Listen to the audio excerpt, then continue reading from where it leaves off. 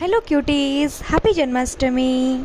जेहेतु कि आज जन्माष्टमी से मम्मी फास्ट घरे बनाऊला नड़ियार कोरा देन मुझे मार्केट नहीं कि आसती मिठा देन इवनिंग रे कान्हा को गाधेकी क्षीर रे देन सब फूल सजेकी सब जिनस खटुले बसैकी मयूरपुछ रखिकी आम स्टार्ट करूँ घरे जन्माष्टमी पूजा। बाबा फास्ट बही पढ़ी मम्मी भी किछटा बही पढ़ी देन तापर होता ठाकुरंकर पूजा।